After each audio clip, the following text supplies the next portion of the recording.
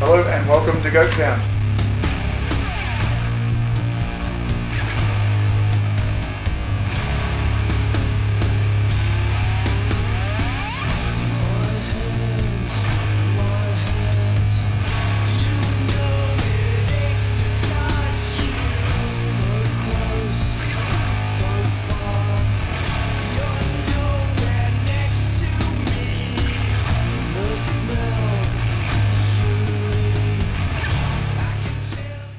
So Goatsound is a rehearsal and recording studio in Reservoir in Melbourne.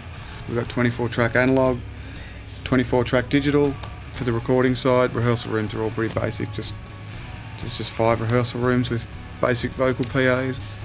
I chose the Hard-Ons because they're a punk rock band to start with.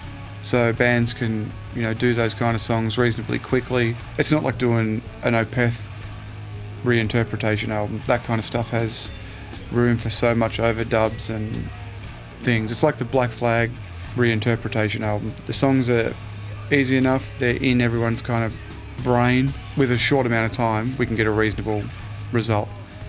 The Hard-Ons comp was recorded with nothing overly fancy. It was just a basic 2-room setup. We DI'd the bass, 2 guitar amps in one room.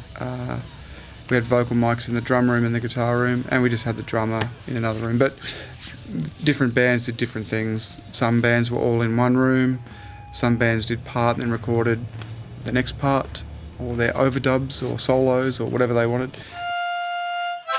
The Hard-Ons are kind of important because they were like one of Australia's first punk bands. They also had a good sense of melody, and so they weren't like the angry kind of English punk mohawk kind of thing. They were a punk group in the truest sense, like as in they didn't kind of fit into a mould. So I think it was wasn't important to do it. It's not like life-changing stuff, but it's good to do something like this in tribute to older Australian bands especially. I am a Hard-Ons fan. I kind of lost track of them for a while in the kind of late 90s, early 2000s-y kind of era. They were the first band that I stage dived to. It's not often that a band can exist for 30-something years and still be relevant and good.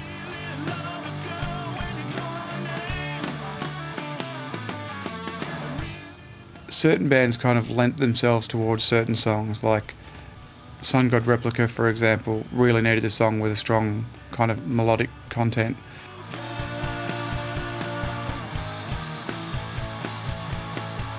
Whereas someone like Drifter probably didn't need as much melodic content, We had to make sure that those bands were done, that we had all the elements done within that half an hour. So that's probably the hardest thing, is to just keep everyone running on time, making sure that the next band's ready to go. Start the thing, mate.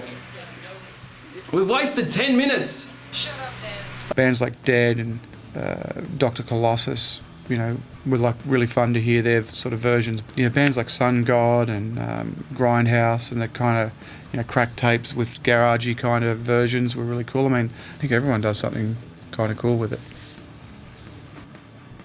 I'm Jono Colliver, and I'm Nathan. And we're Dr. Colossus. They didn't really have much lyrical content to work with, but they still managed to turn it into a doomier rendition of, a pop punk song. So they did, and their song came out great.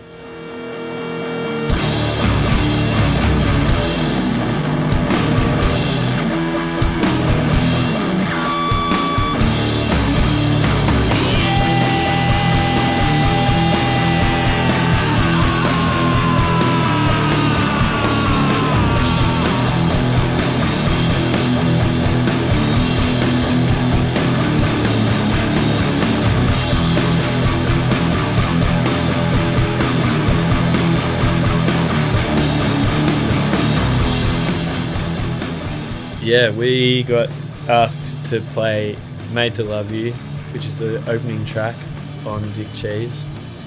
And it's an instrumental mainly, with a little bit of vocals at the end. We decided to cut a significant amount of the song because we're not very good. And then the bits that were fast we slowed down because we're very bad at playing fast.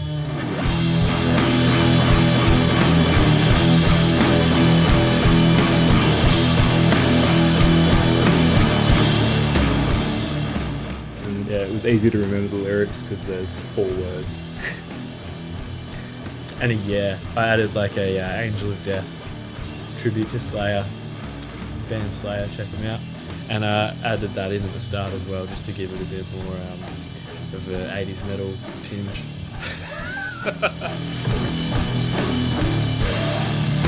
We never really listened to the Hard-Ons when we were growing up, so it's a foreign world for us to play punk music, but the riffs are good, so they worked in our favour, and we just did our thing with it.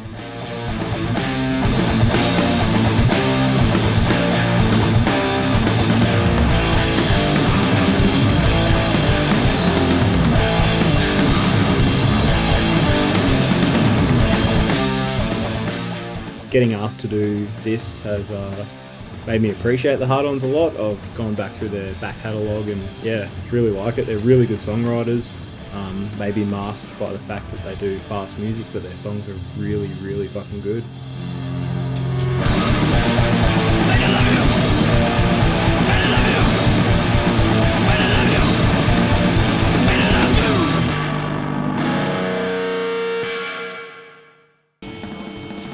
My name is Fatty, Gerasimus, and a few other little pseudonyms from TTTDC. TTTDC managed to turn their version into kind of a heavy blues rock kind of jam thing, which is what they're really good at.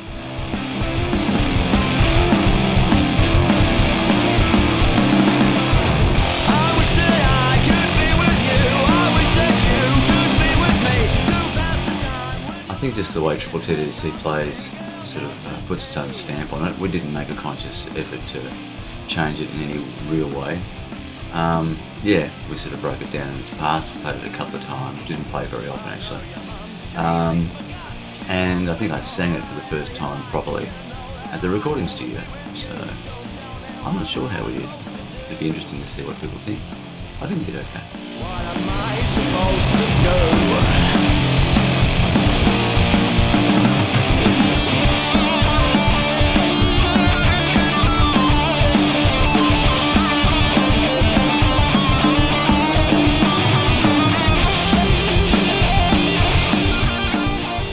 Because they had 2 guitarists and a drummer, and they're a bit more jam based, I guess. I was kind of a bit worried about how they would go about it, but they managed to still keep that jamming element in a really short time space, and did a really good version.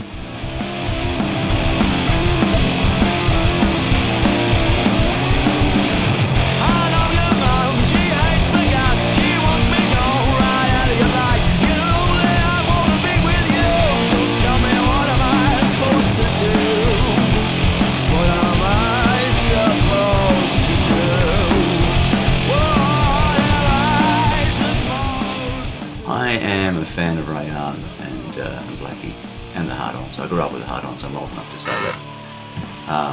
So I wasn't so much a fan. I grew up in a parallel universe with those guys while I was sort of up to my throat in slower, heavier sort of music, and they travelled alongside me and they did very well, and they were fantastic, and everyone knew the Hard-Ons.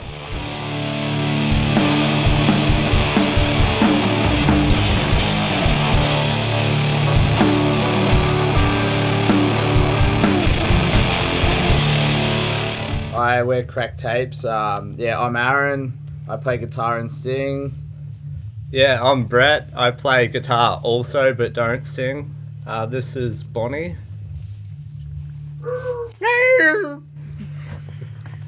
Hi, I'm Sigrid. I play bass, and this is Cookie.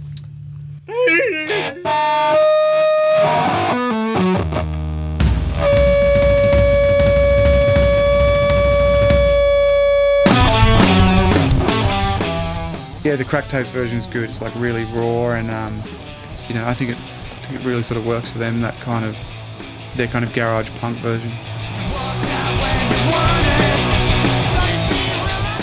Right, today we did Oozing for Pleasure. We stayed pretty true to the original, I guess, like not that much different, like just put a little bit of our own spin on it, but yeah, we didn't, like some of the other bands have slowed theirs down or sped theirs up, but we pretty much, tempo wise and stuff stayed the same, but yeah, but we were really happy with how it turned out, so it was cool.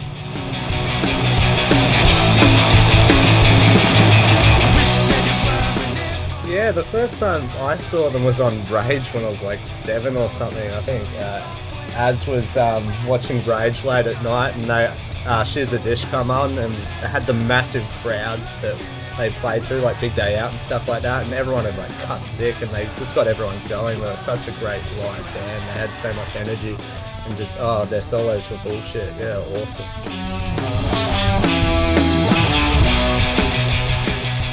Great band, like one of my favourite Aussie bands, so yeah, it was awesome to be able to play it, so yeah, cool band.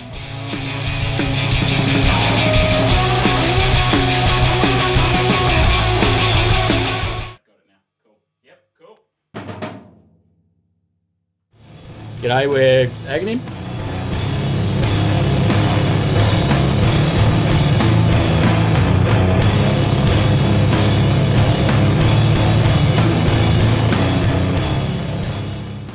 Agonhymn was just like drums, guitar, like a sludgy sort of doom version of a Hard-On song, which is really cool. And they also did a lot of like hand fart sounds throughout the vocal overdub, which was kind of cool.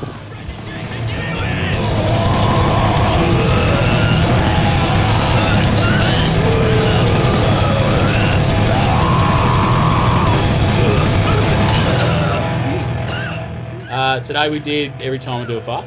Yeah, classic. Great toilet humour.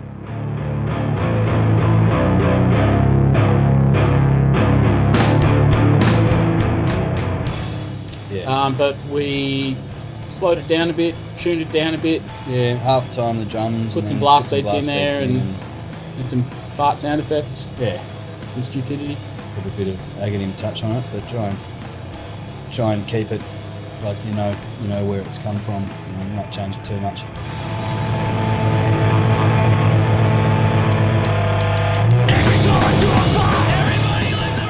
We wanted to keep the humour in there. We're not really a humorous band on stage usually, but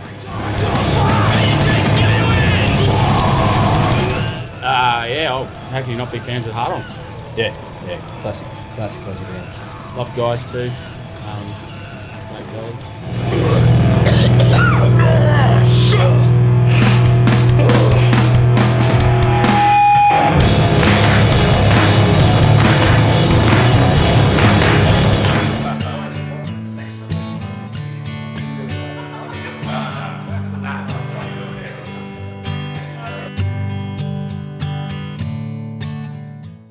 Hi, I'm Craig Westwood, and I'm appearing here as a solo artist, I guess. So I play in the band Craig Westwood. Sometimes I just gotta get away. Craig plays in a band with me, The Ruiner, who were on the Black Flag comp, and I asked him to do it because he does solo acoustic stuff, and I thought it'd be cool to have just a real sparse acoustic song amongst everything else. And that's pretty much what he's delivered. You couldn't get much sparser. Sometimes I've gotta get away from you. I was issued Getaway off the Hard-Ons record Dickcheese. Sometimes For the avenue that I wanted to take it down, it was easy to really mellow it out. It's actually, I enjoyed adapting it. I just gotta get away from you. And sometimes I just gotta get away from you. I'm Riley. This is Scotty. I'm Jared. And we're Desecrator.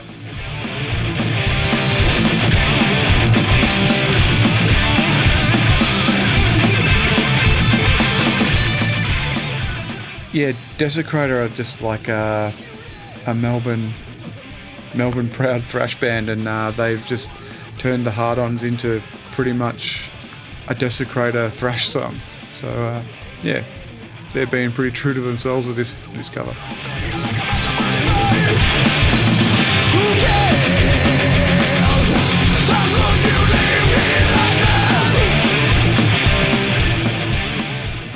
And we've come down to Goatsound today to record a cover of Pretty Face from the album Dickcheese. He's got all the answers. All the answers.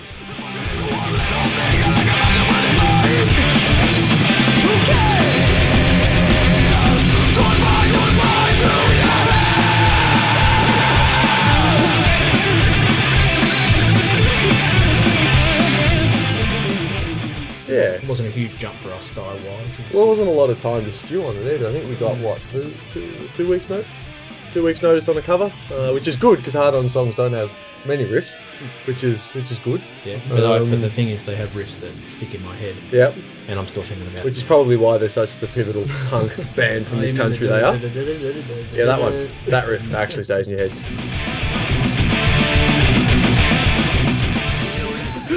Yeah, I think it's hard to be in the music scene and not know something about the Hard-Ons, or have been to a Hard-Ons gig, or have played in a band with someone who absolutely idolises the Hard-Ons. So I think that to not have an awareness of the Hard-Ons, you're living in a hole.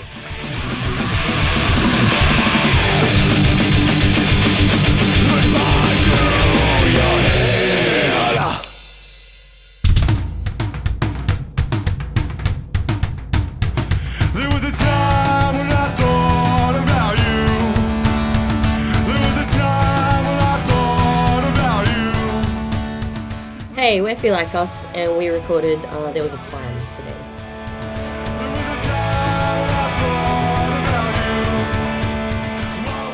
Okay, so Feel Like Us, I have no idea what kind of box to put them in, but they've done like a cool sort of punk rock version of a Hard-On song. They love the Hard-Ons. And Jamie Hay, he pretty much begged me to let them on there. And they did good.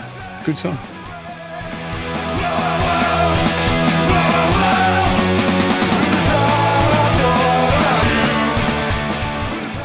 We threw a dummy move in. We started with an acoustic, which hopefully not everyone clicks past. And, but it's only, don't be concerned, it's only for a few bars, and then it turns into a proper Hard-On song.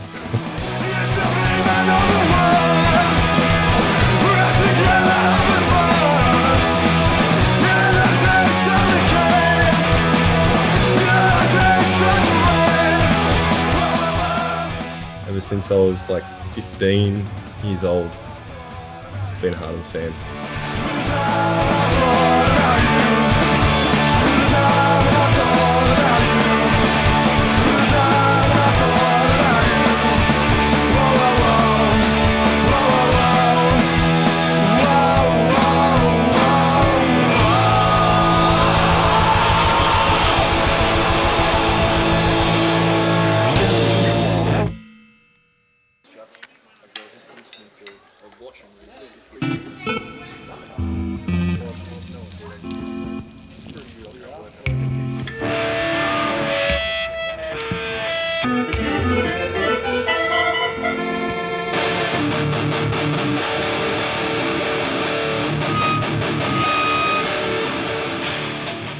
I'm Louis.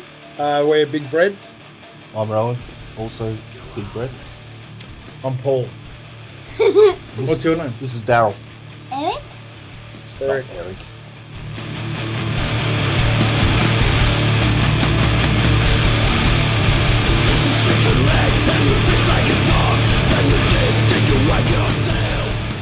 Big Bread are like an odd death metal band. The good thing about those guys is they're a little bit nuts.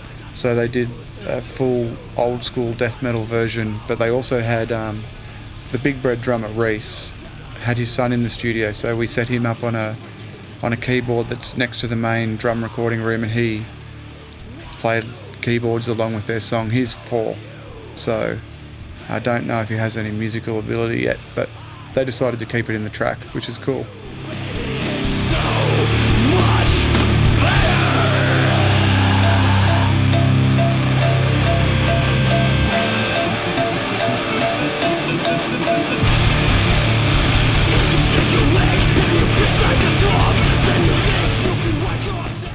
Hard-Ons are, I guess, an important band, I think, in Australian punk rock. For me, I think one of the first kind of bands that really kind of blew my eyebrows into the next suburb was the Hard-Ons. Kind of hearing their stuff on CD and whatever, and then going to see them live was a pretty awesome experience, and have done a lot of shows with them over the years and have become reasonably good mates. I don't know if they reciprocate, but yeah, I think they're good dudes and they play great music, and it's pretty cool that they're still doing it.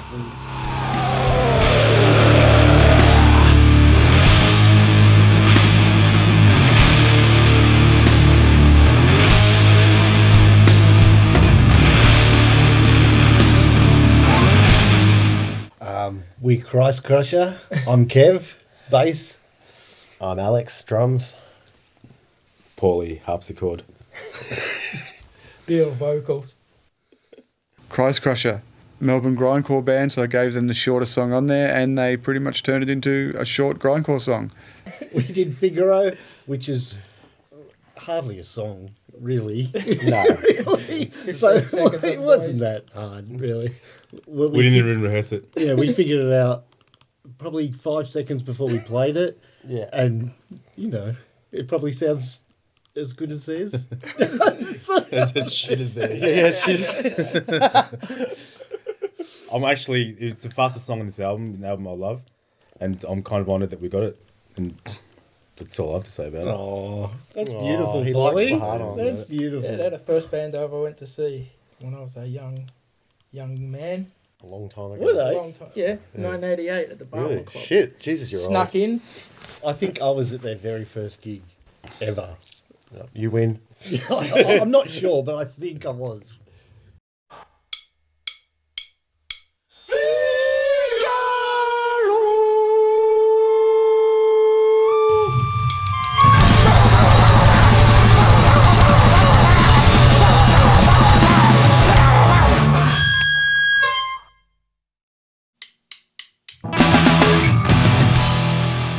Hey, how you doing? I'm Tom, that's Jeff, that's Kane, we're Wolfpack. We're a not-for-profit punk band from Melbourne, and we're stoked to be here today because the Hard-Ons fucking rip, and we did the song Fuck Society.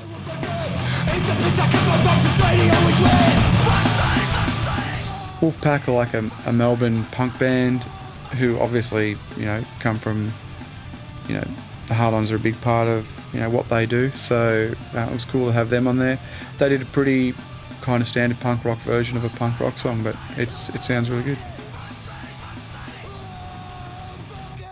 I don't think there's any denying how bloody cool the Hard-Ons are. Yeah, no, definitely. If Henry Rollins was singing a track with you, pretty sure you got it covered. Yeah.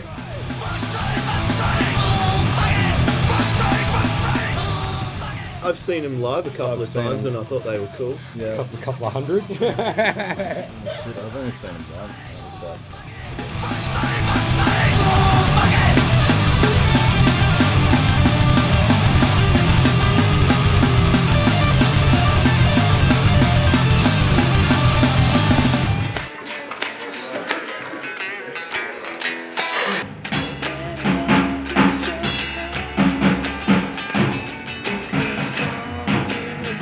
Preview.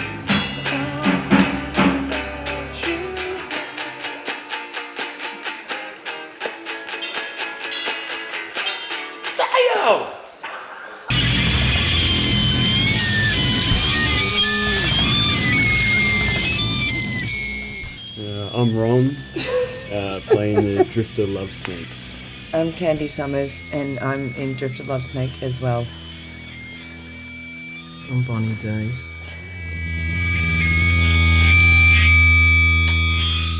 Drifted turned a 30-second song or 20-second song, however long it is, into like one of the longer tracks. They had a guest vocalist.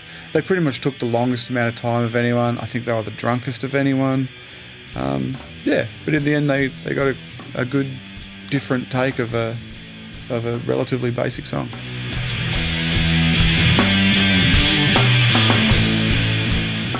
We did Yuppies Suck, actually.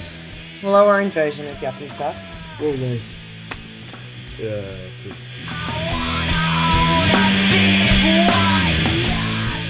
I've loved the Hard-Ons for years. Answer the question. Yeah, I've loved the Hard-Ons since I was a kid. Listening to all those bands growing up and the Aussie music scene. Fuck this thing. I don't.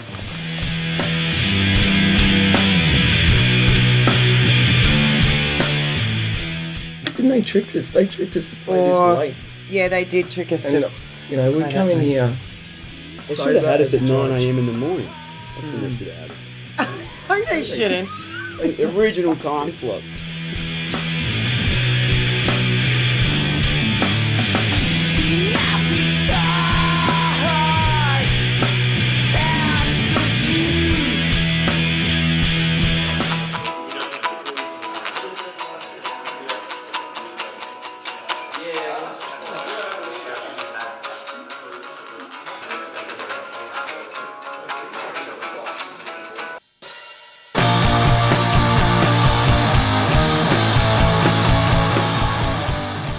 I am Link from Sun God Replica, the leader of the band.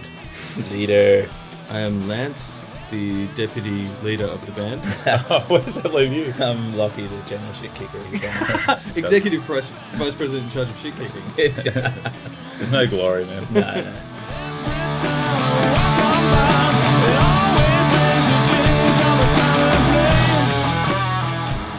The Sun God version is probably my my favourite on the record, just because, you know, Link did such a ridiculous job with the arrangement and everything, turning it into like a southern boogie with, you know, and just watching him in the studio where he did like, you know, lots of vocal harmonies, you know, did a guitar solo, doubled his guitars, did all this kind of stuff all within his allotted time, and they were out with, you know, a few minutes to spare, so I think they did really good.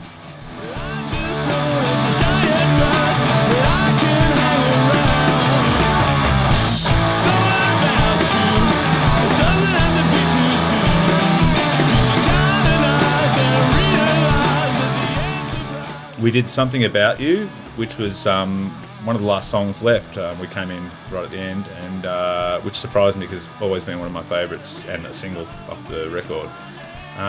But we slowed it down and gave it a kind of, I don't know, southern rock feel. McCartney boogie. Yeah. It's kind of McCartney-esque. And sort of changed up the structure and some of the chords quite a bit. Wings era McCartney? Yeah, I guess so, yeah, probably. Yeah.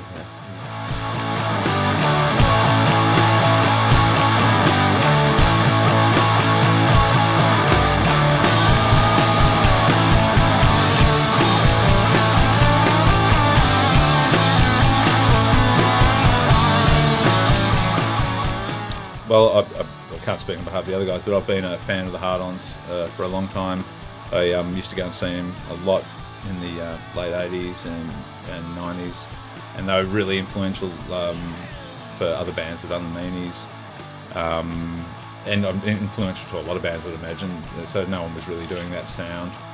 And yeah, the songs were kind of, I mean, just really, always found them really romantic, and I'd get that chill listening to them, so yeah, I found them really beautiful.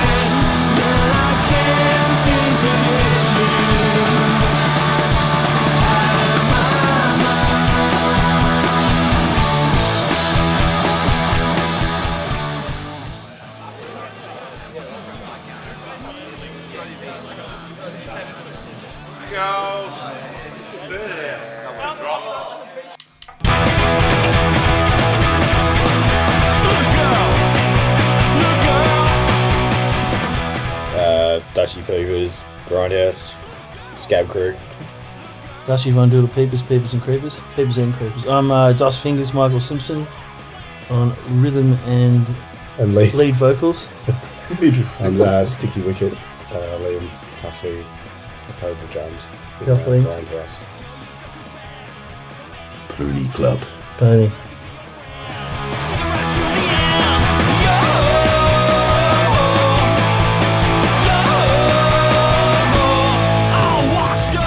Grindhouse. Yeah, they did a really fun version of All Washed Up. It's pretty simple garage punk with no, I was going to say with no ridiculousness, but there's plenty of ridiculousness. You just have to look at them.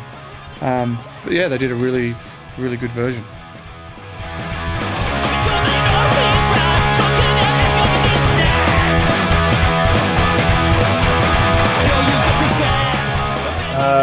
We got All Washed Up, and what we did different to the originals, we didn't play it as good. Nowhere near as good as the original. And we didn't do the drum roll at the start because it was too hard. No drum roll. No drum roll. Drum roll is really too hard to do. Yeah, we're not talented enough as musicians. Yeah, so we just started it after we did a drum roll. And Fuller's going to put a drum roll in there.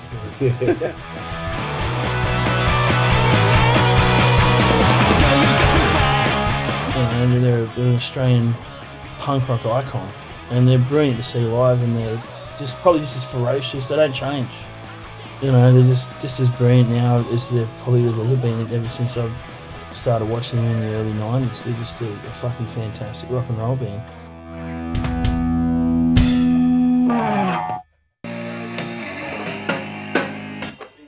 Could you hear him when he was playing then? Yeah, I think it's fine. Okay, sweet.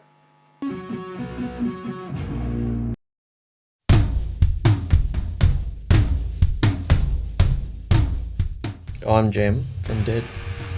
I'm Jace from Dead.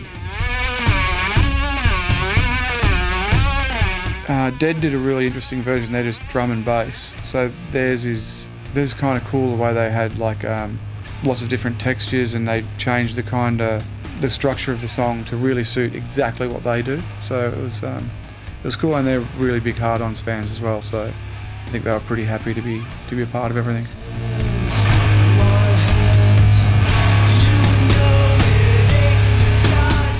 We got given Ache to Touch You.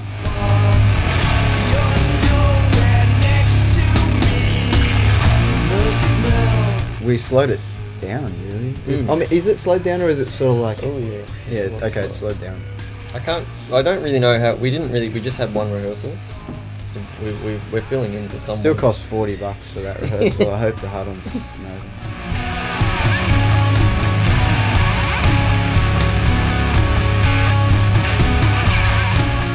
But it was heaps of fun. I hope that it pisses a lot of people off, and that Blackie and Ray like it.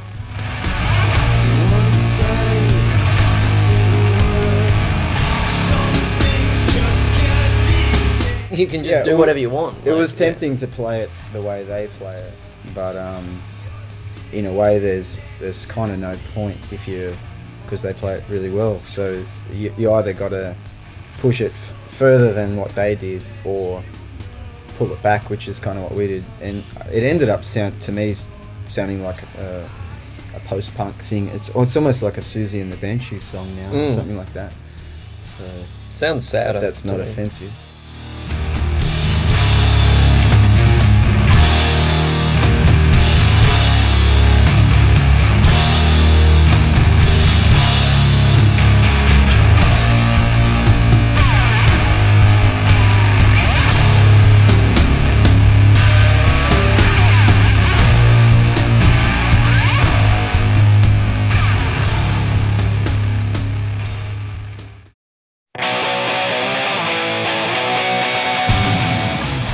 Yeah, I'm Troy, rhythm guitar, and Frank Rizzo.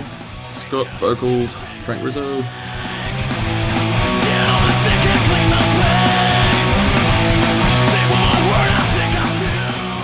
Frank Rizzo are the only Sydney band who, they did a really cool version. They're massive Hard-Ons fans as well, so it was really cool to have them involved.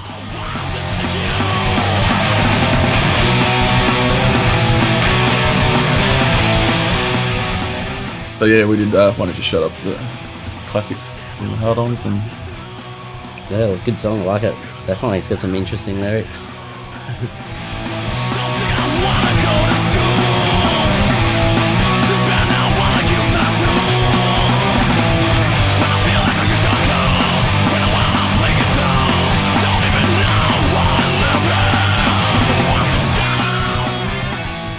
I think we just sped it up really, just a little bit, I kept maybe. it pretty basic. Yeah, it was very similar, but we sped it up just a tiny bit, I think.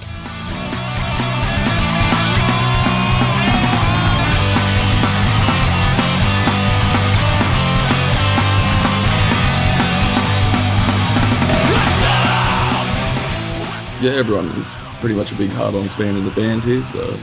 Had first ever show back in 1993 when I was year 6 in primary school, and Hard-Ons, meanies, and my brother's band Lost Trolls back in the day. And great times. Ever since then, it's just stuck.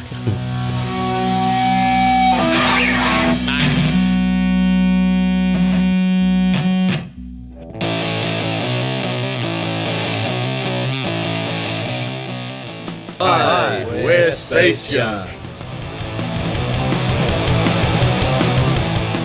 We're here recording the Hard-Ons song Nerds. The Spacejunk version was interesting, even though we had the 2 rooms and I'd said, you know, you can do your vocals as an overdub later, they wanted to do it at the same time, so the vocals were kind of done live with the instruments, and because they're so fucking loud, it's really hard to get the vocals high enough in the mix, but it sounds like a band playing a Hard-On song really live in a room, so it definitely sounds like Spacejunk doing the Hard-Ons, which is good. When I lived in Japan, I found a bunch of Hard-Ons records as well in second-hand stores and stuff, and just bought it like Smell My Finger, and yeah, I seem to buy Hard-Ons records more when I'm overseas. Yeah, it's just one of those things, like all of a sudden you look at your record collection and it's like, there's like 10 Hard-Ons albums sitting there. It's like, when did that happen? But yeah, no, it's just a constant, I guess.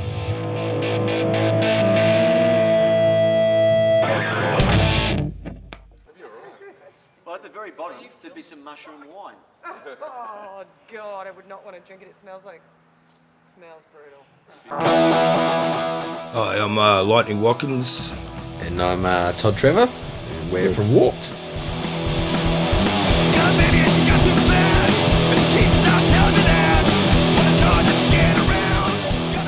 We recorded Got a Baby today. Hard-Ons track. It's very fun. Come and give it a ball.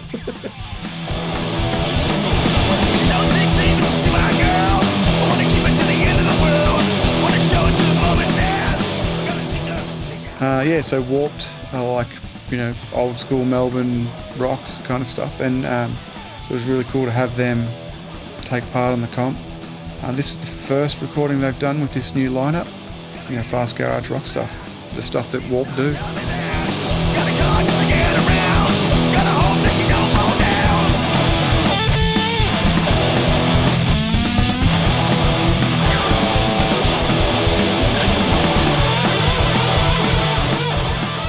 Yeah, we're Hard-Ons fans. They're one of the first bands I got into. Used to see Ray's posters around Geelong. We grew up in Geelong, and I was into comic books and sort of just wanted to know what it was all about, and I called the Hard-Ons anyway. I went to K-Man Records in Geelong and bought records and stuff, and and then like a year later we got the band together, and then we ended up playing with them pretty early on when we were like 16 or so. So known those guys for a long time.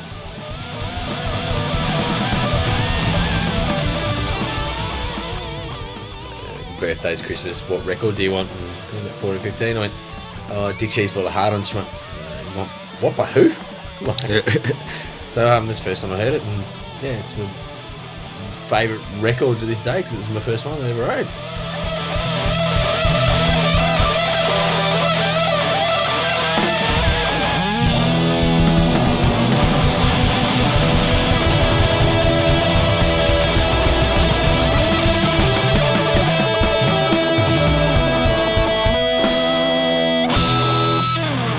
Hey, I'm Jules, and I'm involved in this Goatsound comp as Whyndam, Earl and the Golden Idols. It's just me. Wyndham, Earl and the Golden Idols version is kind of like Dan's version of the last track on the Black Flag reinterpretation, where it's kind of the oddball of the group, but it's a cool album ender and kind of is a cool bookend of a record.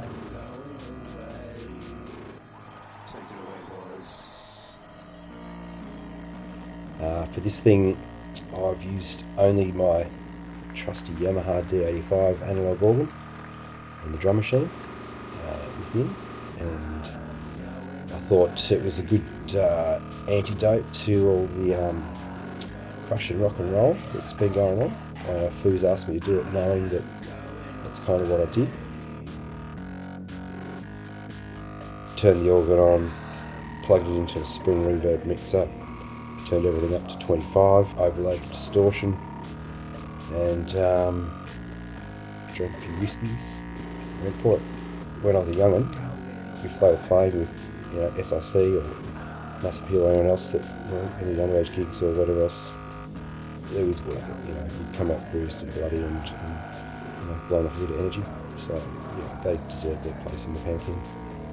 So the mastering's all taken care of by Paul Fox at Indie Masters. He does great work. I also had John Watson, who was running around helping, making sure bands were in the room, all that kind of stuff. And yourself, filming. So having someone filming and doing all that kind of stuff was quite helpful too.